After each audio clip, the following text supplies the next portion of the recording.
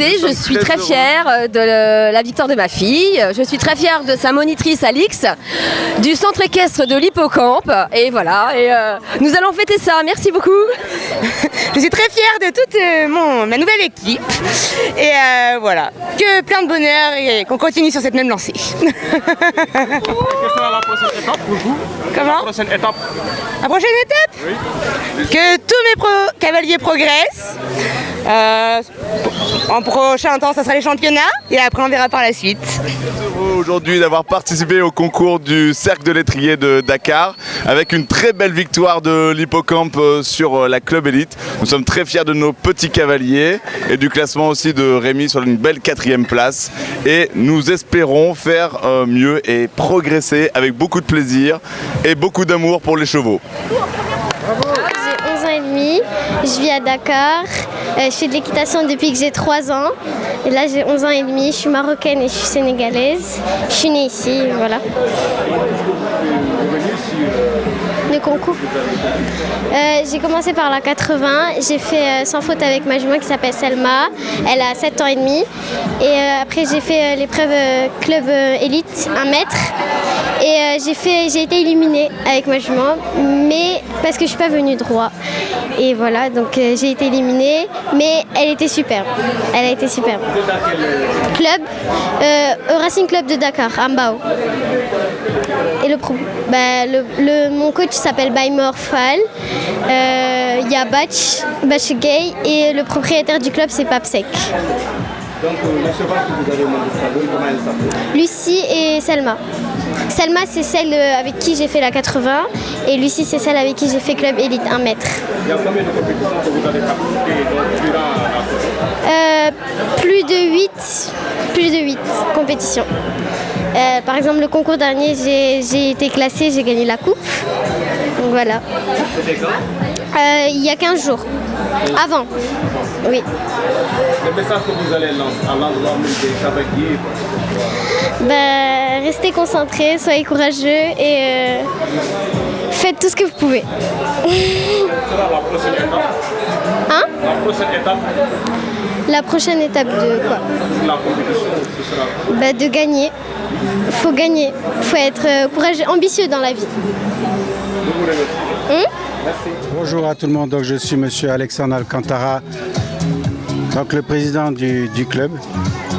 Voilà, ici on est au CED, le Cercle de l'étrier, l'un des plus vieux clubs qui existent sur la place de Dakar. D'accord. Et c'est la 3e fois que votre club organise cette année, c'est bien cela, ou la 2e? Alors c'est la 3e fois, nous avons aussi également accueilli un autre club dans nos installations.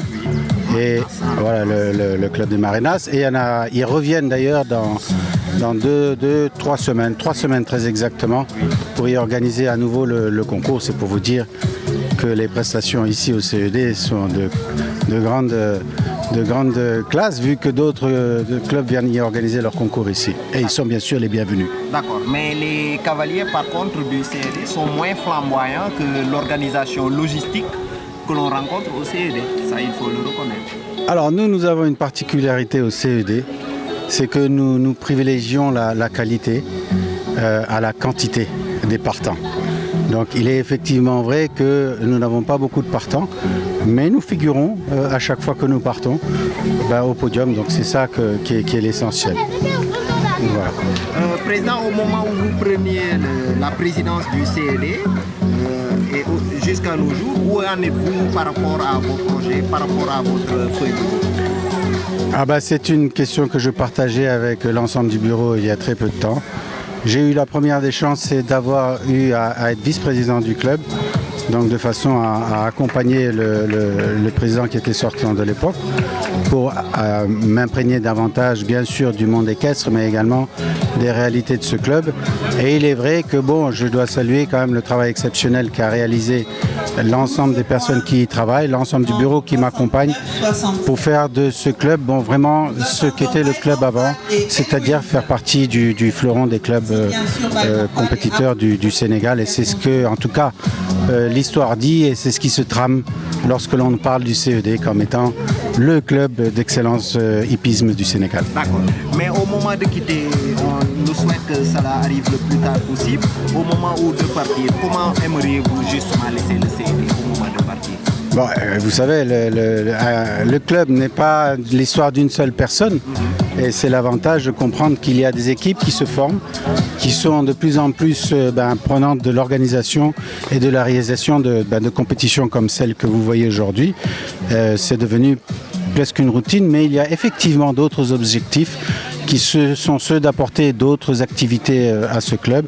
Et c'est sur lequel nous travaillons. Nous travaillons sur la partie tennis également, avec des programmes sur le tennis. Nous avons d'autres objectifs qui sortent un tout petit peu de l'équestre, mais qui mettent en tout cas l'équestre bien sûr au centre de nos préoccupations.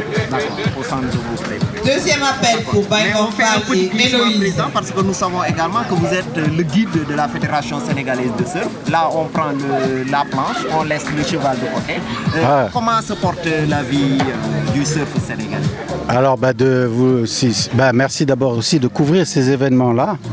Nous avons de plus en plus de compétiteurs. Le Sénégal a la particularité, c'est qu'en tout cas au niveau du surf, nous brillons à l'international. Et c'est ce qui est intéressant. Nous allons engager des jeunes qui vont aller au Salvador pour représenter le Sénégal, qui est extrêmement loin. Là, on part en Amérique du Sud, on est loin, mais en tout cas, il flottera le drapeau sénégalais.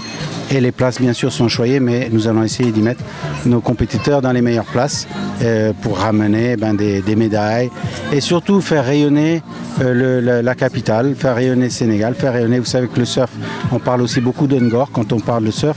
Grâce à ces approches un peu internationales du surf, il faut savoir que nous avons un objectif de faire une ville surf autour de Ngor. Ngor sera, je l'espère, nous travaillons avec les structures de l'État pour faire de Ngor la ville surf par excellence de l'Afrique. Et par rapport au JOJ, est-ce que vous avez un programme de détection pour le surf et les JOJ? Alors, nous travaillons étroitement avec le COJOJ, qui est le comité organisateur des Jeux Olympiques de la jeunesse, avec Ibrahim Awad, son président, avec le président du comité olympique, Tiania Ndiaye. Nous travaillons étroitement de façon à ce que également le surf, qui est une discipline qui n'est pas forcément extrêmement connue ici, mais qui attire énormément de personnes lorsqu'il s'agit d'organiser des compétitions, parce que le surf a le vent en poupe de façon internationale, parce qu'il y véhicule aussi des valeurs qui sont fortes, qui sont notamment celles du développement durable. Et vous savez qu'autour du développement durable fait partie l'avenir de notre pays, particulièrement le Sénégal, qui s'ancre beaucoup dans ces valeurs écologiques. Toute dernière question, Président. On avait une cavalière, mais cette année, elle est à pied. Qu'est-ce qui explique cela? Alors, la cavalière en question, elle est surtout en voyage. Mais je vous rassure, elle sera présente lors de la prochaine édition qui aura lieu ici, de mémoire dans 3 semaines. Donc, je vous l'amènerai et j'espère qu'elle brillera de toute façon, parce que c'est ça, l'important, c'est de briller aussi. Donc, vous savez de qui on parle? Tout à fait. Elle s'appelle Stéphanie. Voilà, et elle sera, je l'espère, en tout cas prête, mais de toute façon, je l'amènerai dans 3 semaines.